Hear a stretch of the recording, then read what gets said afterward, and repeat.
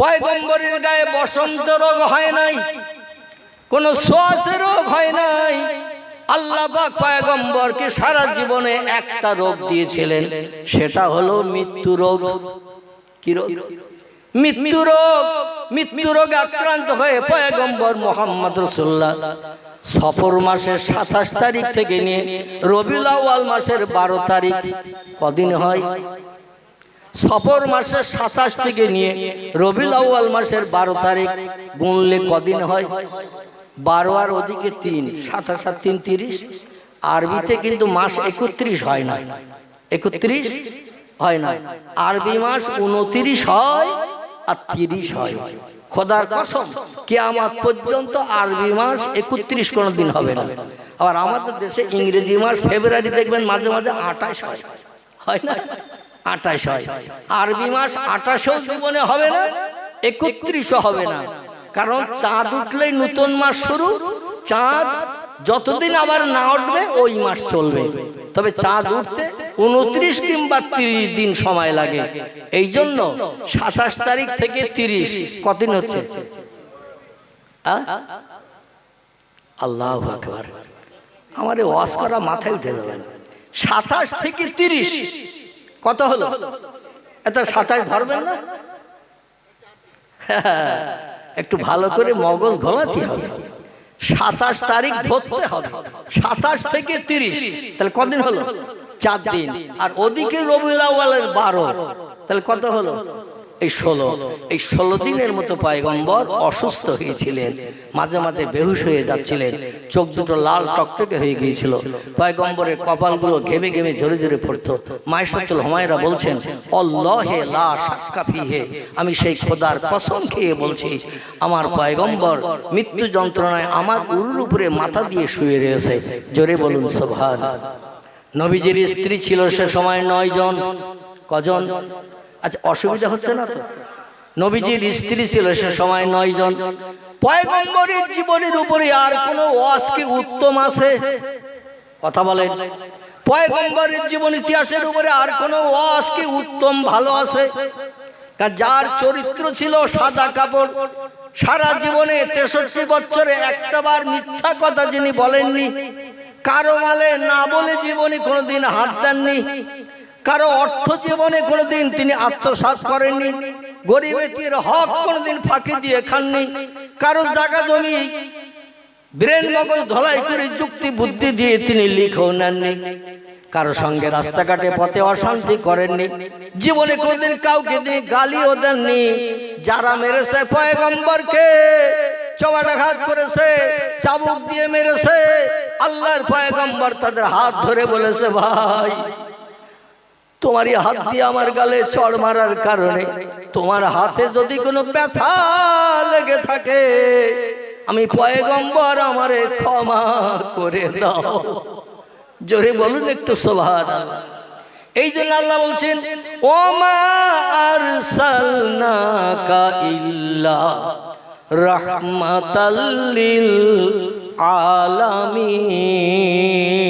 চিল্লায়ে বলুন আল্লাহু আকবার।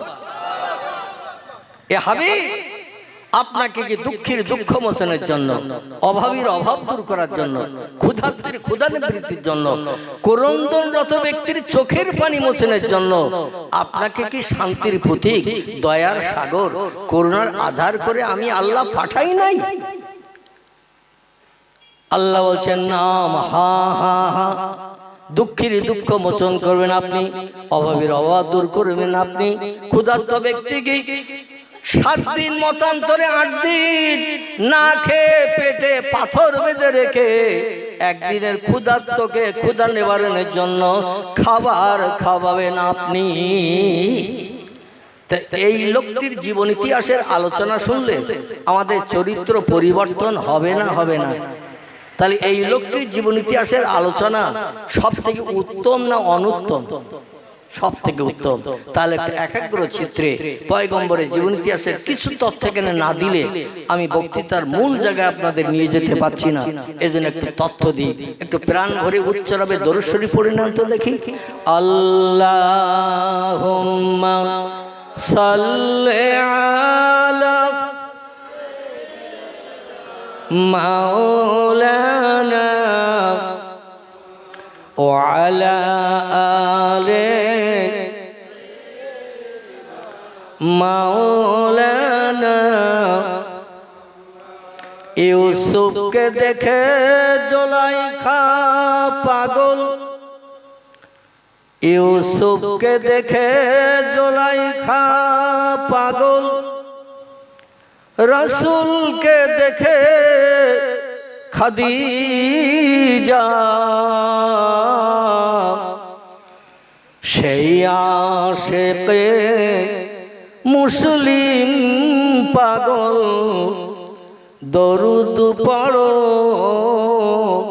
মুস্তাফা, আল্লাহুম্মা সাল্লি আলা মাওলানা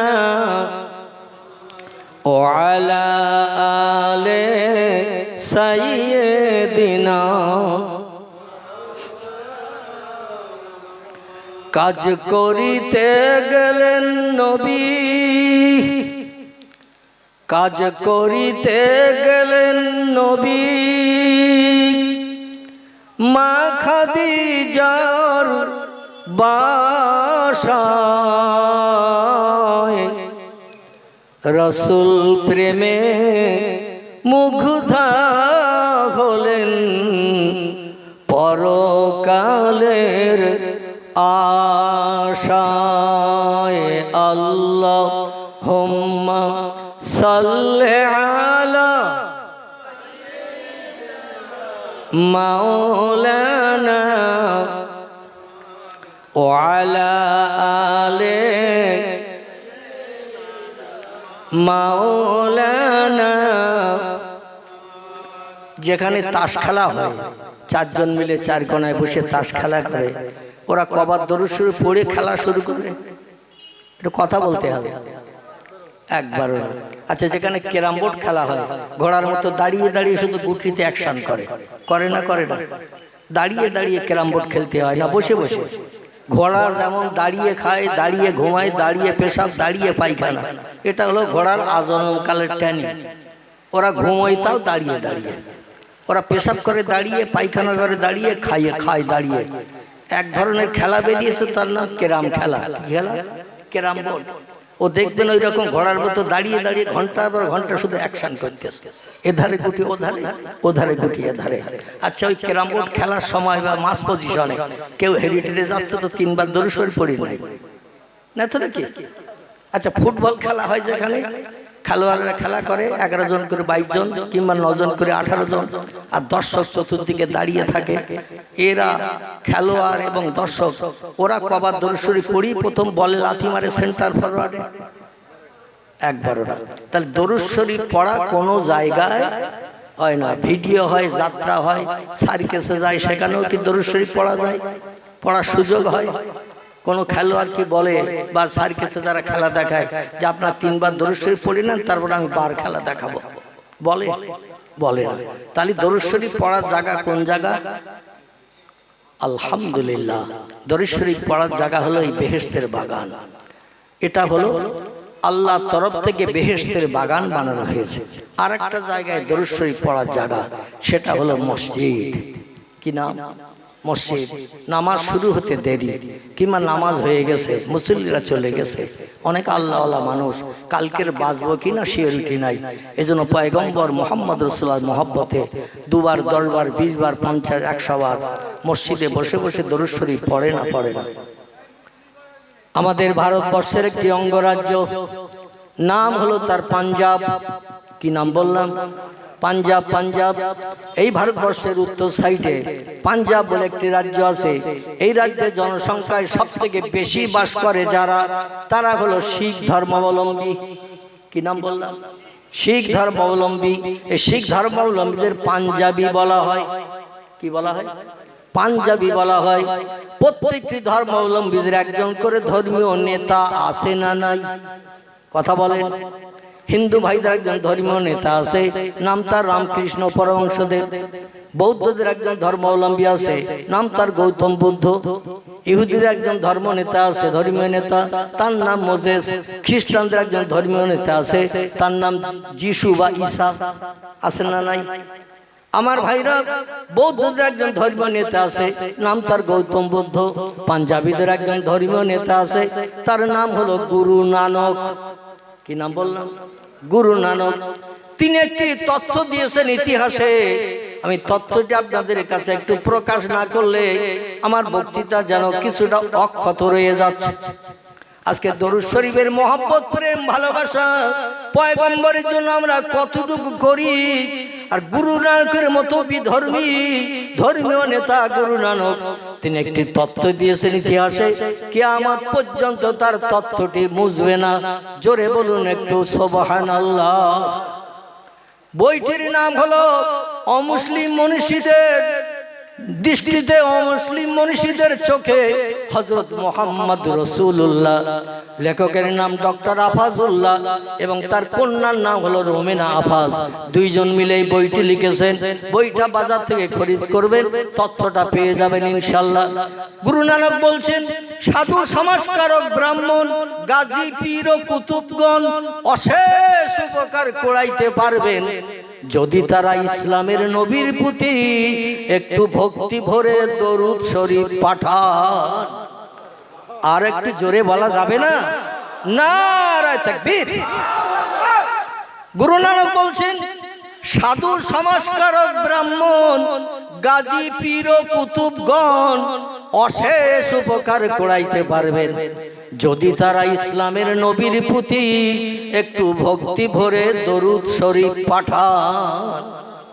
গুরু নানক বলে নাই সময় সুযোগ হাতে পেলে রামকৃষ্ণ পরমহংসদেবের নামের জপ জিকির করিও। সময় সুযোগ হাতে পেলে এমন করে গৌতম বুদ্ধের নামের প্রশংসা করিও। সময় সুযোগ হাতে পেলে যীশু খ্রিস্টের নামের তসবিহ পড়িও। এ কথা গুরু নানক বলেন নাই। তিনি বলছেন, সময় সুযোগ যদি একটু হাতে পাও, রাজনীতির গল্প নয়, অন্য কোনো বই পুস্তকের গল্প নয়, সংসার যাপনের গল্প নয়, সময় যদি একটু হাতে পাও, ইসলামের নবী মুহাম্মদ রাসূলুল্লাহর মহব্বতে একটু বেশি বেশি করে দরুদ শরীফ পড়ে নাও। আল্লাহ কোরআন পাকের 22 পারা সূরা আহজাবের ভিতরে তথ্য কোট করে দিচ্ছেন, ও মানুষ, তোমাদের এই জন্য গুরু নানক দরুদ শরীফ পড়ার কথা বলেছে। আমার কোরআন ফলো করে, আমার কোরআনের তথ্য জেনে আল্লাহ বলছেন, ইন্নাল্লাহ, নিশ্চয় আমি আল্লাহ পাক, ও মালায়েকাতাহু, আমি আল্লাহ শুধু একা নই, আমার ফেরেশতা মণ্ডলীরা যারা খায় না, ঘুমায় না, পেশাব করে না, পায়খানা করে না, বিবি বাচ্চা নিয়ে কোনো আনন্দ ফুর্তি করে না, ব্যবসা করে না, চাষবাস করে না, 24 ঘন্টা যারা আমার নামের জপ জিকির করে, তারাও আমার দরুদ শরীফ পড়া দেখে ইউসাল্লুনা আলান নবী, আমার আখির জামানার পয়গম্বর মুহাম্মদ রাসূলুল্লাহর মহব্বত, প্রেম, ভালোবাসা রক্ষার্থে যারে না বানালে তাম পৃথিবীর কিছুই বানাতাম না। লাউলামা খলাকতুল আফলাক, আমি কোনো কিছুই বানাতাম না, জান্নাত বানাতাম না, জাহান্নাম বানাতাম না, ফেরেশতা বানাতাম না, জান্নাতের হুর গেলেমান কিছুই বানাতাম না, কোন সৃষ্টি আমি বানাতাম না আমার পয়গম্বরকে যদি সৃষ্টির পূর্বে না বানাতাম। জোরে বলুন একটু সুবহানাল্লাহ। সেই মুহাম্মদ রাসূলুল্লাহর সর্বপ্রথম সৃষ্টির পূর্বে বানানোর কারণে আমি তার এত ভালোবাসি, এত মহব্বত করি, এত ভক্তি আমি তারে করি। ইউসাল্লুনা আলান নবী, আমি আল্লাহ পাক সেই নবীর মহব্বতে দৈনন্দিন দরুদ শরীফ পাঠ করি। আচ্ছা, আল্লাহর কি নবীজির শাফাত নিয়ে জান্নাতে যাওয়ার দরকার আছে? আমাদের নবীজির শাফাত ছাড়া জান্নাতে যাওয়ার লাইন আছে? বিশ্ব নবী যদি আমাদের মতো গুনাহগার উম্মতের একটু চিন্তা না করে, আমরা কেউ নিজের আমলের দ্বারা জান্নাতে যেতে পারবো? একটা লোককে হাত তুলে দেখাতে পারবেন, হুজুর নামাজ কালাম রোজা জিকির আজকার দান সাদকা খয়রাত এত আমি করেছি, যার কারণে ইনশাআল্লাহ আমি জান্নাতে যাব? একটা লোক বলতে পারবে? যদি বলতে পারে তো আমি আমার বাকি জিন্দেগি আল্লাহ যে কদিন হায়াতে রেখেছে ওই কদিন আমি আর জলসা টলসায় না যেয়ে ওই কদিন ঘর বাড়িতে না থেকে যে লোকটা হাত তুলে দেখাবে তার পা দুটো জড়িয়ে আমার মরণের দিন পর্যন্ত আমি চুপ করে বসে থাকবো। তুমি যখন জান্নাতে যাবো ভাই, হাত তুলে সার্টিফিকেট দেছো, তা আমার যেন ফেলে যেও না, আমার একটু সঙ্গে করে নিয়ে যেও, পা জড়িয়ে থাকবো। আছে কেন হাত তুলে দেখানোর মতো যে আমার আমল কালামের দ্বারা, আমার সৎ কাজ ভালো কাজের দ্বারা ইনশাল্লাহ আমি জান্নাতে যাব, বলতে পারবো কেউ? আল্লাহ যদি বলে বান্দা ভালো কাজ যা করেছিস, লোক দেখানো করেছিস, লোক তোরে ভালো বলবে, আল্লাহওয়ালা বলবে, লোক তোর নামে সুনাম করবে, এই জন্য তো তুই ভালো কাজ করেছিস, আসলে আমাকে খুশি করার জন্য করিস। এটা ঠিক না ভুল? অধিকাংশ মানুষ দেখবেন পৃথিবীতে মাথায় টুপি দেয়, মুখে দাড়ি রাখে, লম্বা জামা গায়ে দেয়, রাস্তাঘাটে চলে, মানুষ দেখে বলে লোকটা খুব আল্লাহওয়ালা, মিথ্যে কথা বলে না, চুরি করে না, কারো মালে না বলে হাত দেয় না, ফেরেবাজি করে না, গালিগালাজ করে না। ও যখন রাস্তা দিয়ে যায় আশেপাশের লোক দেখলে তার নামে সুনাম করলে ওর কলিজাটা অন্তত 33,000 ভোল্টেজের মতো গরম হয় না? হয় না? হয় না? হয়, গরম হয়।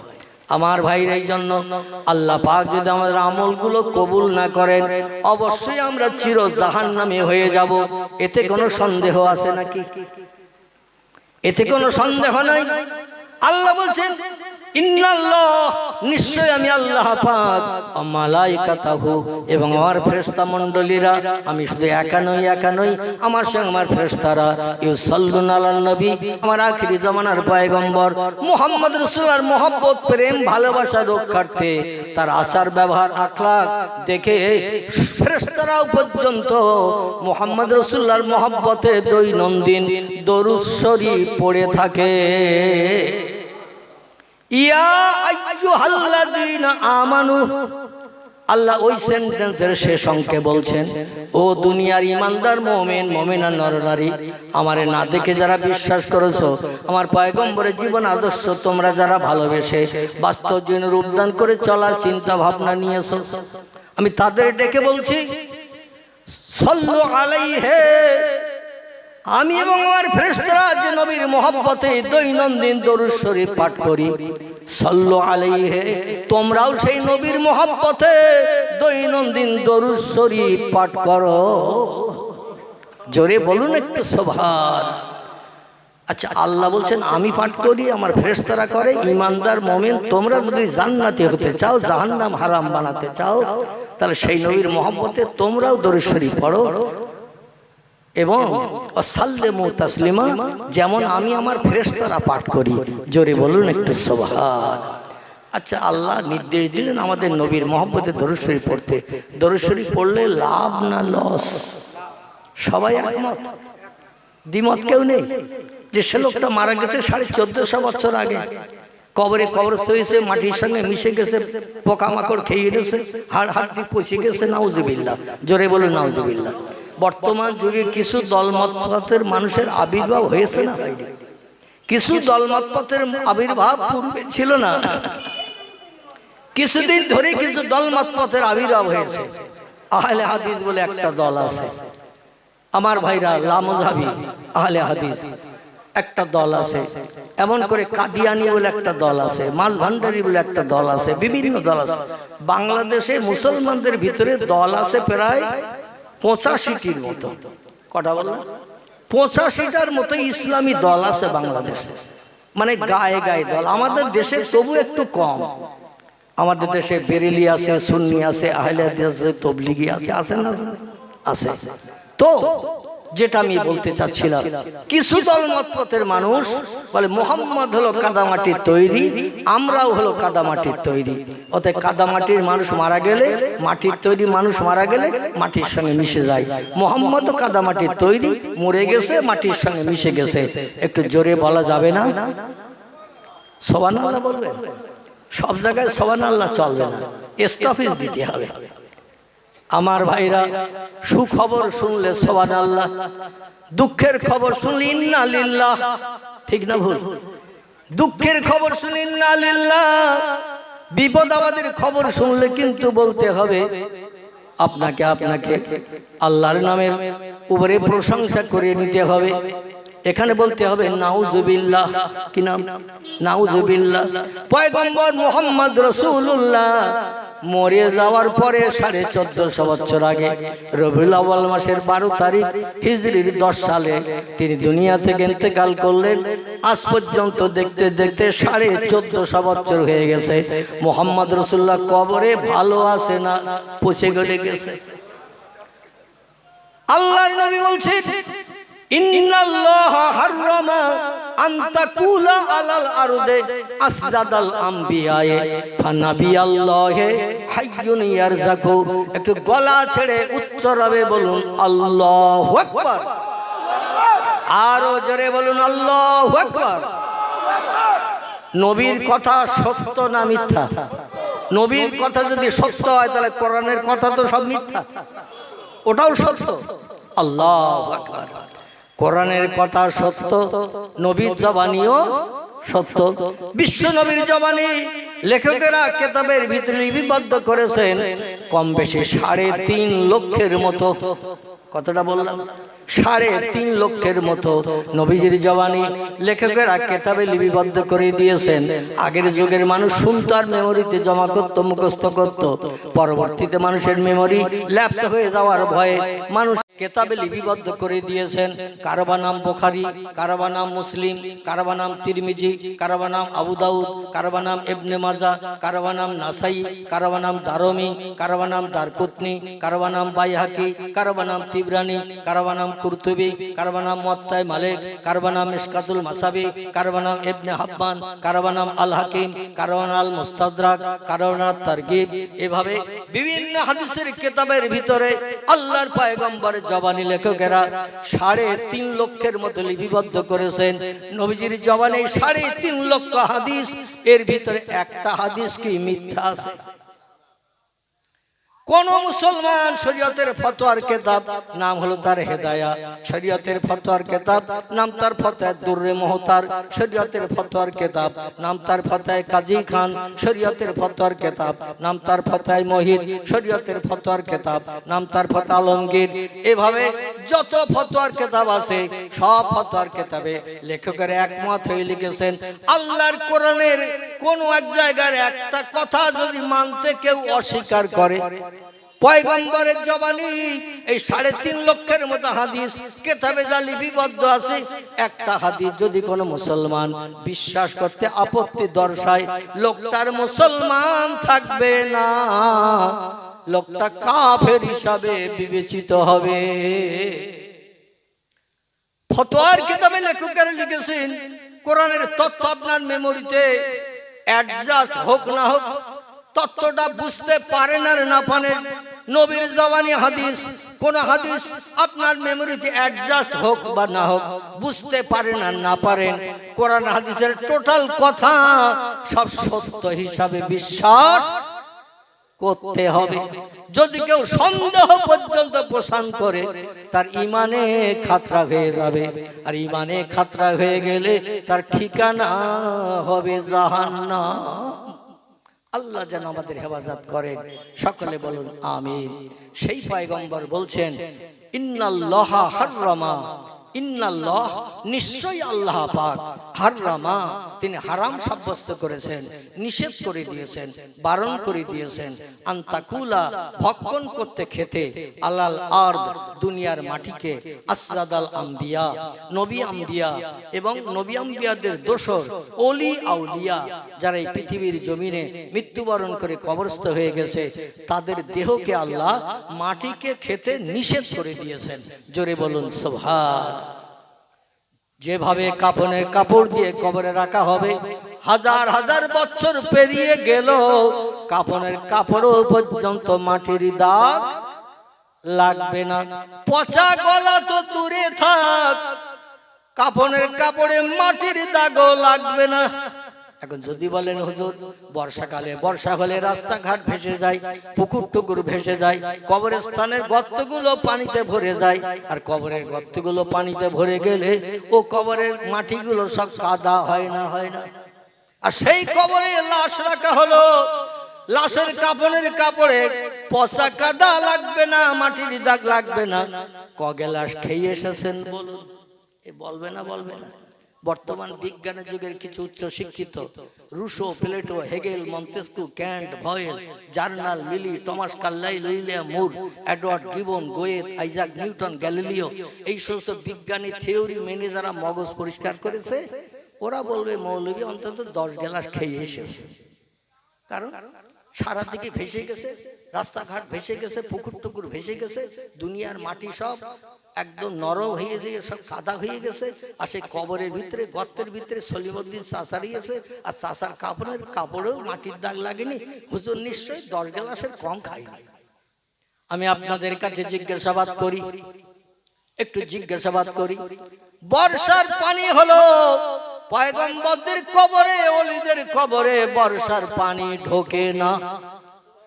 জোরে বলুন একটু সুবহানাল্লাহ। বর্ষার পানি হলো তাদের কাফনের কাপড়ে, তাদের দেহে পানিও পর্যন্ত লাগে না। যদি বলেন হঠাৎ ডগবেন, বাস্তব প্রমাণ দেখান, আমি আপনাদের কাছে গোটা 2-3 বাস্তব প্রমাণ দিয়ে সেই বক্তৃতার দিকে নিয়ে যাব। মনে আছে তো নবীজির কথা বলছিলাম? আলহামদুলিল্লাহ। আমার ভাইরা, আমাদের দেশে এক ধরনের গাছ আছে, দেখবেন কচু গাছ। কি গাছ? কচু গাছ। আচ্ছা, বর্ষার পানি যদি 13 ঘন্টা একটানা হয়, বাঁশ গাছের পাতা ভিজে যায়, নারকেল গাছের পাতা ভিজে যায়, কাঁঠাল গাছের পাতা ভিজে যায়, আম গাছের পাতা ভিজে যায় না? যায় না? আচ্ছা, কচু গাছের পাতার উপরে যদি 13 ঘন্টা বর্ষার পানি হয়, আপনি পানি মাথায়ও চলে যাবেন, কিংবা পানি ধরে গেলে চলে যাবেন। কচুর পাতায় ক ফোঁটা পানি লেগে থাকে বলেন? কচুর পাতায় আল্লাহ এমন তেলা মার্কা পাতা বানিয়ে দিয়েছে, পানি ওর গায়ে কোনোদিন ঝেঁকে না। ঠিক না ভুল? আল্লাহর প্রেমিক বান্দা বান্দি যারা হবে, উলাইকা আনআমাল্লাহু মিনান নাবিয়্যিন ওয়াস-সিদ্দীকিন ওয়াশ-শুহাদায়ে ওয়াস-সালিহিন ওয়া হাসুনা উলাইকা রাফিকা। চিল্লায়ে বলুন আল্লাহু আকবার। অসুবিধা হচ্ছে না তো? অসুবিধা হলে বলবেন, হুজুরকে ডেকে নিয়ে আসবেন। কমিটিকে বলবেন যে হুজুরকে ডেকে নিয়ে এসো, আর ভালো লাগতেছে না, কারণ আমি আপনাদের এই গভীর রাত্রে বসিয়ে রাখতে চাই না। আমার ভাইরা, আল্লাহ বলেন 4টি দলের মানুষ পৃথিবীতে তারা আমার আপন হয়েছে। কটি দল?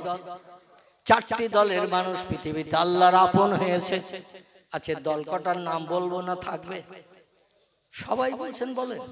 2-1 তো বললেন না, আবার সামনের বছর দাওয়াত করবো, ওইটা বলে দেবেন। তাহলে বুঝতাম যে অন্তত আমার একটু ফ্যাসিলিটি দিলেন। মানে এবছর যখন অধমের পেয়েছেন, একবার সব শুনে নেবেন, বাদ রাখবেন না। আল্লাহু আকবার। উদ্দেশ্যটা ভালো, চিন্তাটা ভালো। আল্লাহ বলছেন 4টি দলের মানুষ এই পৃথিবীতে আমার আপন হয়েছে।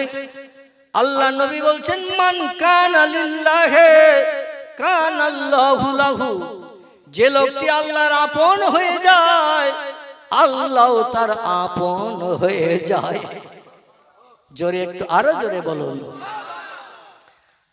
আল্লাহর নবী বলছেন, যে লোকটি আল্লাহর আপন হয়ে যায়, আল্লাহ তার আপন হয়ে যায়। আর আল্লাহ যখন কোনো বান্দা বান্দির আপন হয়ে যায়, তার লাভ কি? আমি একটু কোরআন থেকে দলিল দেব, শুনতে রাজি আছেন? আল্লাহর আপন কারা হয়? 4টি দল বলেছি, ওটা পরে বলছি, মনে রাখবেন। কোনো তথ্য যদি মিস্টেক হয়ে যায় ধরে দেবেন, কারণ বক্তৃতা রাখতে রাখতে ডালপালা বেরিয়ে যায়, আর ডালপালা বেরিয়ে গেলে অনেক সময় অনেক তথ্য মিস্টেক হয়ে যায়। ঠিক না? এটা ধরে দেবেন। আমার ভাইরা, আল্লাহ পাক রব্বুল আলামিন কোরআন পাকের সূরা বাকারায় তথ্য কোট করলেন, আল্লাহর আপন হয়ে গেলে লাভ কি? আল্লাহ বলছেন, হুয়াল্লাযী খালাকালাকুম মা ফিল আরদি জামিআ। চিল্লায়ে বলুন একটু আল্লাহু আকবার। আরো জোরে বলুন আল্লাহু আকবার। আল্লাহ বলছেন, ও পৃথিবীর শ্রেষ্ঠ জাতি, কুনতুম খায়রা উম্মতি, যত সৃষ্টি পৃথিবীতে আমি বানিয়েছি বাঘ আছে, ভল্লুক আছে, হাতি আছে, গন্ডার আছে, ইঁদুর আছে, কুকুর আছে, বিড়াল আছে, সাপ, বিচ্ছু, ব্যাঙ, মাছি, মশা, পিপিলিকা, কীট পতঙ্গ, জীব জন্তু পৃথিবীতে আছে না নাই? আল্লাহ বলেন যত সৃষ্টি পৃথিবীতে আমি বানিয়েছি, লাকাদ খালাকনাল ইনসানা ফি আহসানি তাকবীম। চিল্লায়ে বলুন আল্লাহু আকবার। সূরা ৩ এর ভিতরে আল্লাহ তত্ত্বকট করেছেন বর্তমান পৃথিবীতে সৃষ্টির সংখ্যা হাইব্রিড প্রোডাকশন বাড়তে বাড়তে বিজ্ঞানীরা তত্ত্ব দিয়েছে ১.৫ লক্ষ ছাড়িয়ে গেছে। কতটা বললাম? আল্লাহ পাঠিয়েছিলেন সৃষ্টি পৃথিবীর সৌন্দর্য শ্রীবৃদ্ধির জন্য ১৮,০০০। কতটা বললাম?